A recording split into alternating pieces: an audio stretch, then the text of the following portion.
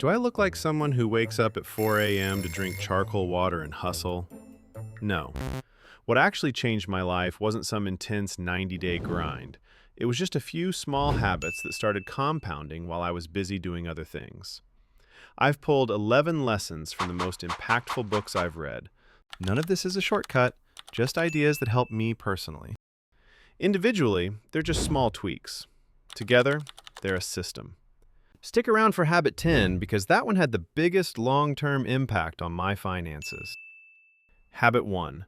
The life hours cost. Every dollar you spend is just hours of your life you'll never get back. I learned this from Your Money or Your Life. Think about it. If you make $80,000 a year, a $40,000 car doesn't cost $40,000. It costs you roughly 900 hours at your desk. If you spend 2 minutes brushing teeth twice a day, it takes about 37 years just to hit 900 hours. That's hundreds of hours away from your family or your couch. Thinking in life hours kills the excitement of buying crap pretty fast. The move. Before buying anything over $500, calculate how many hours of work it actually costs you. Habit 2. Responsibility, not blame. I used to be a world-class complainer. Traffic, bad coffee, you name it. Then I read Secrets of the Millionaire Mind. The author suggests a weird exercise. Every time you catch yourself complaining, touch your forehead and say, "I have a millionaire mindset." It sounds stupid, but by the end of the week, I stopped complaining. It shifts you from being a victim to being a problem solver. The move. Track every complaint for a week. Replace it with a solution. Habit 3. The investor identity. In Atomic Habits, James Clear says the goal isn't to achieve something, it's to become someone. I tell myself, I am someone who prioritizes freedom over status. Seeing myself as an investor makes saving feel natural. Skipping a $1,000 gadget isn't missing out, it's just what an investor does. The move. Write down your own investor identity statement. Habit 4. The 48-hour rule. Impulse buys are the enemy. According to a Bankrate survey, around 2/3 of Americans say they regret purchases triggered by social media. That's why I wait 48 hours for anything over $500. If I still want it when I'm not shopping drunk, then maybe it's worth it. The move. 48-hour cooling off period for anything non-essential over $500. Habit 5. Loud budgeting. Marcus Aurelius, a literal emperor, said something like this: "Everyone loves themselves most, but values others' opinions more than their own." We value others' opinions more than our own. It's weird. I practice loud budgeting. If someone wants me to go to an expensive dinner I don't care about, I just say, "I'm choosing not to spend on that right now." I'm not broke, I'm intentional. The move. Find one area where you spend just because of social pressure and stop. Habit 6. Pay yourself first. Every paycheck, a chunk goes to my investments automatically, before I even see it. It's a non-negotiable bill I pay to my future self.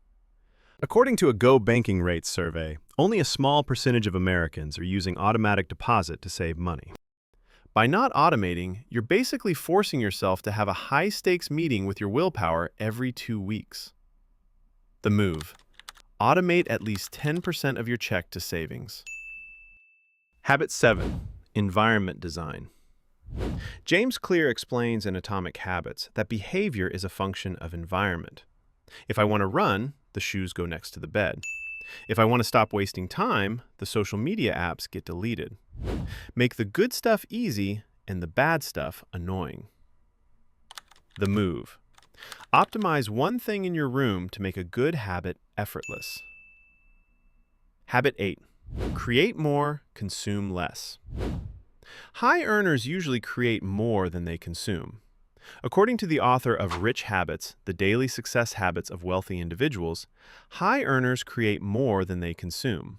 In his study, lower-income participants spent more time on TV, while wealthier participants prioritized learning. I cut back on Netflix and spent that time building skills and researching. Passive consumption feels good for an hour. Creating assets feels good for a lifetime. The move. Spend 30 minutes a day creating or learning something new. Habit 9. Check your market value. Switching jobs every 2 to 3 years can boost your salary by 10 to 20%, sometimes way more. Even if you love your job, you need to know what you're worth. The move. Update your resume once a year and see what the market is offering. Habit 10. The raise rule. This is the big one from the wealthy gardener. When you get a raise, invest it. Don't upgrade your car, upgrade your net worth. If you save $500 a month and get a $500 raise, and you invest the whole thing, you've almost doubled your savings rate without changing your life at all. This is a rough example to show how higher savings can compound over time. Same job. The only difference is what you did with the raise. The move. Put at least 50% of every raise directly into investments. Habit 11. Utility over status. Most millionaires don't drive luxury cars. I bought a second-hand Renault in 2018, and it's still fine. A car is a tool to get from A to B, not an identity. When I stopped trying to look rich, my money finally started working for me. The move.